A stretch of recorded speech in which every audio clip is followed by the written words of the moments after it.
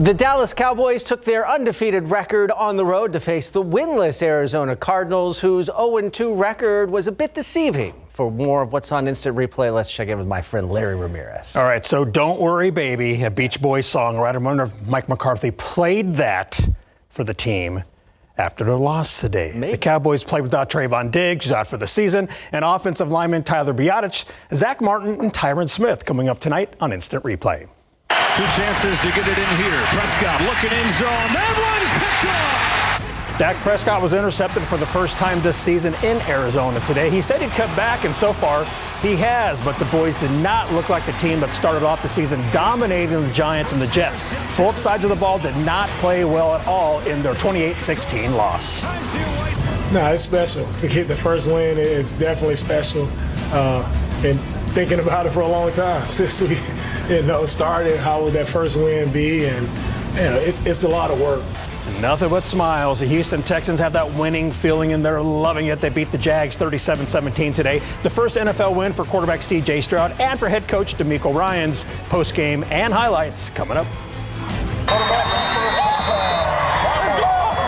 Big game coverage. Week 5 is in the books, and we have another awesome best of BGC. We have best fans, best pass, best catch, best hit, and best play. Plus, we have an all-new 12's top 12 in Class 6A, 5A, and Sub 5A. And a couple of teams are making their debuts tonight. Plus, Antonian volleyball player Anna Arsenault hit 1,000 career digs Saturday, and we were there. We've got the College Corner with college football, SAFC, Astros, Rangers, and Mario Barrios is about to get back inside the ring. That and more tonight, Tim, on Instant Replay. No good vibrations for the Cowboys or their fans. Exactly. They went all the way to Kokomo and found out the island is closed. Okay, you're going overboard now. All right, thanks. That is no such thing as overboard. I love it. All right, that's all we got. We'll be back with more right after this.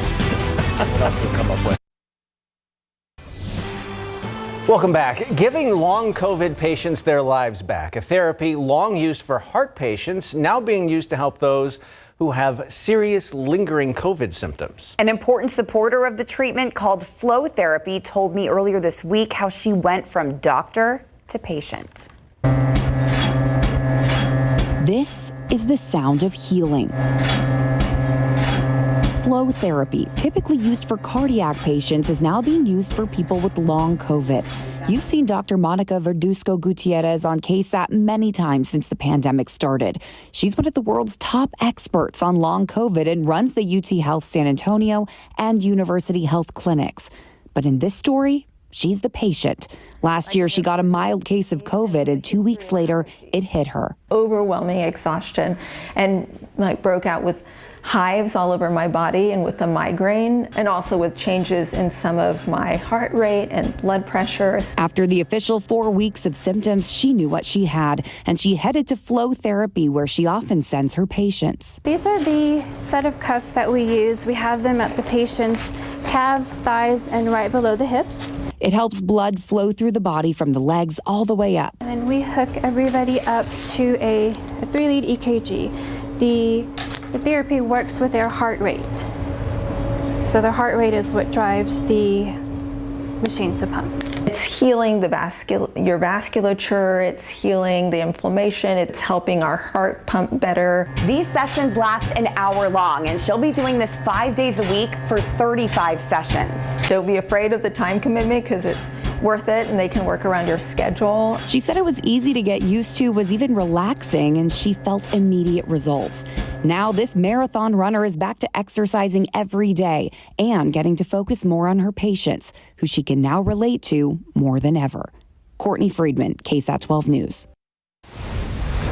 After escalating its strike Friday, the United Auto Workers Union still has plenty of leverage in its effort to force auto companies to agree to significant increases in pay and benefits.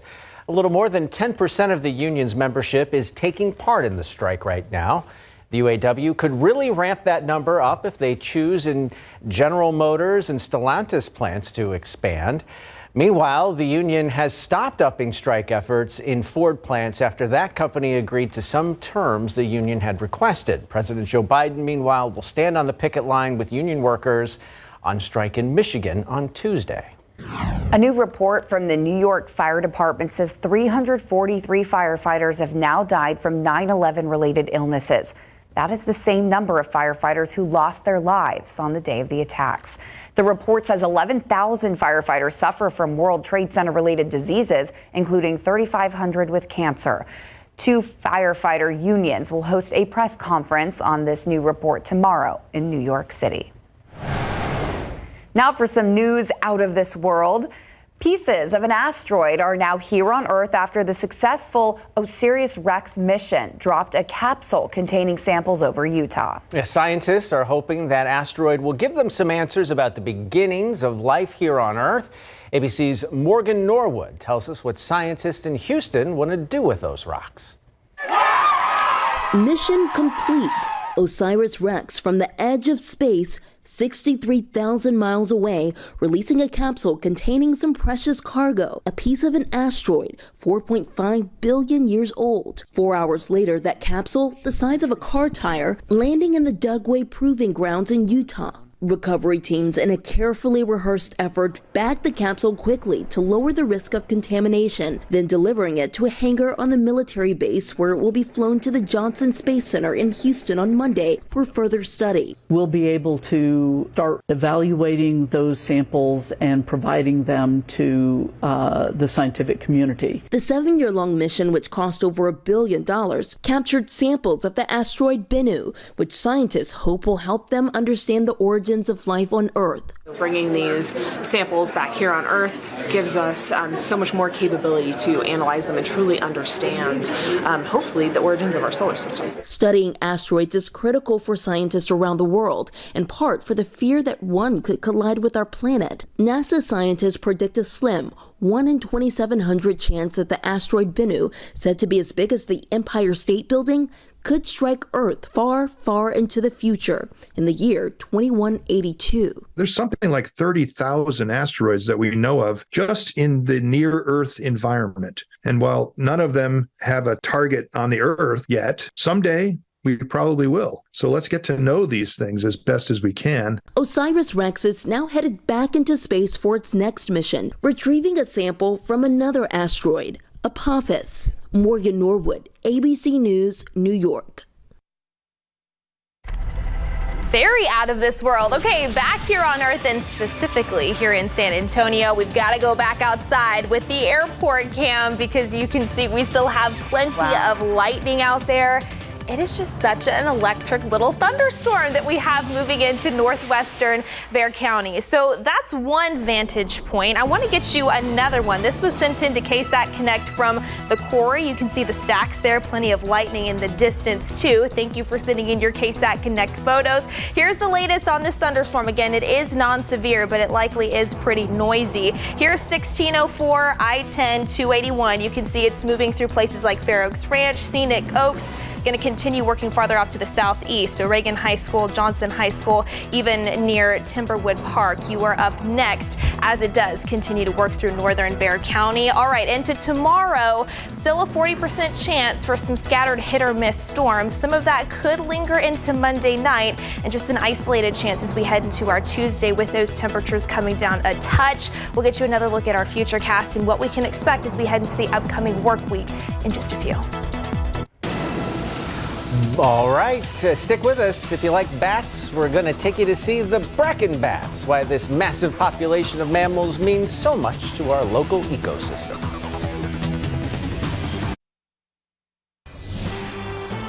Hey, did you know that one of the largest populations of mammals in the world is right here in our backyard? There they are. About to learn about it now, Tim. The Bracken Cave Preserve north of San Antonio is home to an estimated 20 million Mexican free-tailed bats that are vital to our ecosystem. RJ Marquez and photojournalist Gavin Nesbitt take us to the cave and inside what's known as the Batnado.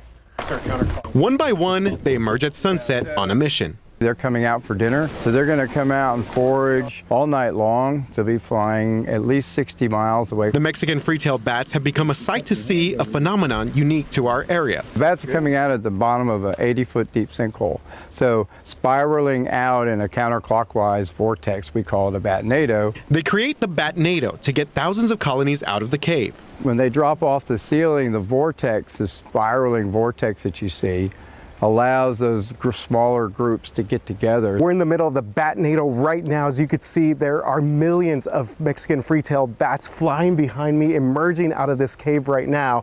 We're told that they're going to forage 150 tons of bugs and insects, basically their food, just tonight. Most of those bugs are going to be agricultural pests. So they're real important to our local farmers for all the agricultural pests that they eat. While the Mexican freetails are the main tenants during the summer, they aren't the only bat species in our area. Biologist Jeremiah McKinney is conducting an acoustic survey at Natural Bridge Caverns to identify how many species call San Antonio home. We've documented with the software indicating possibly 16 species at the ranch, which is a very wide array of species. Many of these species are tree bats, and in the past 15 years, these experts say that urbanization and the drought are their biggest threats. You're obviously losing diversity because they're having to search far and wide to get to water. We have 32 different species of bats that call Texas home. When we're losing that green space, we're losing that habitat for those bats. Farmland is where these freetails are headed tonight. The wind's guiding them as far away as Pleasanton before they return. You can't beat being here because you can hear the bats, you can smell the bats, and you can see the bats. This emergence that we're seeing right now is going to last for at least 3.5 hours. Reporting from Bracken Bat Cave, RJ Marquez, KSAT12 News. Some people are getting some showers tonight, and it's kind of active out there in the skies, too. Yeah, colorful radar. We're so Very excited. colorful. I know. I'm so excited to talk about it, right? And yes, especially up along the I-10 corridor northwest of San Antonio, as this thunderstorm's been working across portions of the hill country, some areas have picked up on a quick 1/2 inch to even close to an inch of rain in a very short amount of time. Take a look at the 12-hour rainfall estimates here from your authority radar. Just east of Kerrville, over 1/2 inch estimated. Near Comfort, almost an inch of rain from this thunderstorm, and that trend has been continuing as it moves southeast down I-10. So here's where it is right now. You can see just passing through Fair Oaks Ranch, Silver Hill, Scenic Oaks, still near Leon Springs.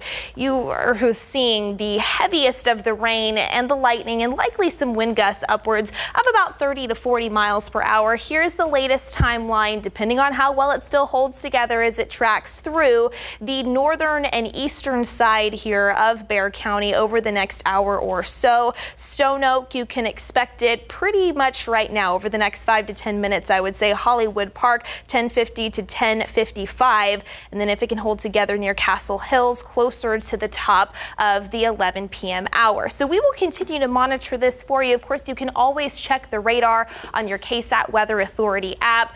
Moving forward through the overnight, a few more storms, pretty isolated in nature, cannot be ruled out, especially northwest of San Antonio up into the hill country. So we'll keep tabs on that as well. Something to check back in on, especially for GMSA early tomorrow morning with meteorologist Justin Horn. Throughout the day tomorrow, a few more hit or miss storms certainly possible. Keep the umbrella handy just in case. And then after that, rain chances come down a bit, and also temperatures do too. It's still going to be hotter than average, but not quite as hot with those afternoon highs in the low 90s. So let's talk about the setup. Over the past several days, we know that it has been hotter than average, triple digits earlier this afternoon. That's all been thanks to this high pressure, our heat high. But this evening, it's been moving ever so slightly down to the southwest, and it's left just enough room for this boundary to move into central Texas. With the lift associated with that boundary, combine that with the moisture in place and some upper level pockets of energy,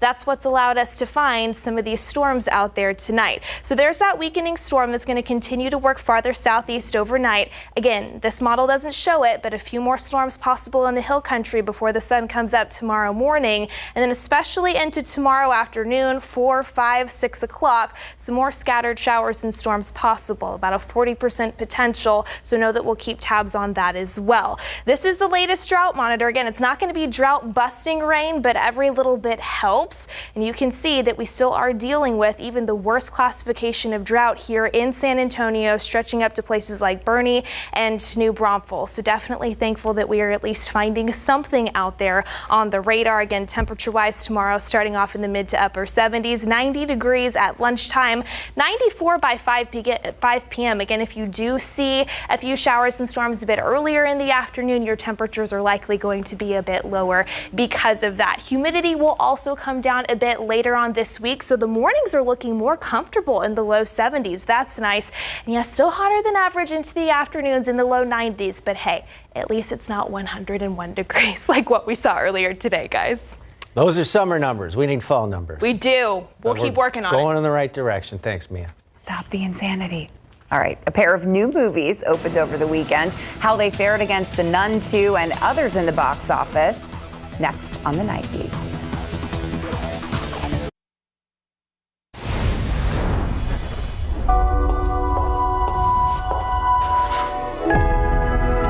Barbie held on to 5th place this weekend, adding $3.2 million to her domestic box office haul, which now stands at $630.5 million. The Equalizer 3 fell from 3rd to 4th place on ticket sales of $4.7 million, while A Haunting in Venice slipped to 3rd with $6.3 million. I still like to play with knives. Well, I ain't play no more. The 4th Expendables movie launched in 2nd place with $8.3 million, well below Variety's pundits' predictions of a $15 million debut. Sophie, what happened? I think there's something here. For the 3rd straight weekend, The Nun 2 scared off its competitors, but just barely, finishing only $100,000 ahead of Expendables. The fright flick added $8.4 million to its now $69.2 million box office total. In Hollywood, I'm Rick Damigella. Courtney can't wait till Nun 3 comes out. Nope. The Houston Texans are happy today. The Dallas Cowboys, not so much after a bad trip to Arizona. And San Antonio boxer Mario Barrios is ready to fight for another championship belt. For a preview of what's on Instant Replay, here's Larry Ramirez. And I love it. Anytime a 210 boxer gets inside the ring to fight, I think it's so awesome. Mario Barrios is ready to fight Manny Pacquiao conqueror Yordenis Ugas in Las Vegas, coming up tonight on a brand new edition of Instant Replay. Back in May, that's when they were first originally talking about me fighting Ugas. So that's when they were looking at, I think, like June or July. So I was expecting this fight a lot sooner. KSAT12 Sports Zoom with Mario Barrios in Las Vegas, where he now trains ahead of his fight Saturday night with Ugas for the interim WBC welterweight title. This is a great opportunity for Mario, and he knows it, as a win would go a long way in setting up his next bout. He'll go after the first pitch and hits a towering shot. Way out to right, it is gone! With 1 week left in the regular season, the Texas Rangers are keeping their foot on the gas as they chase the AL West crown and a postseason berth. They've won 5 straight and continue to keep the Houston Astros in their rearview mirror. Incarnate Word and Trinity Football both look great this weekend, lighting up the scoreboard. And San Antonio FC will get a chance to defend their championship title. And our newest scholar athlete is from Holy Cross High School. All that and more right after the Nightbeat. All right, finish those calisthenics and finish getting warmed up. We'll see you in just a bit. Okay, thank you. Let me do some squats, I wish you could see this, but it was all right. good. We'll be right back.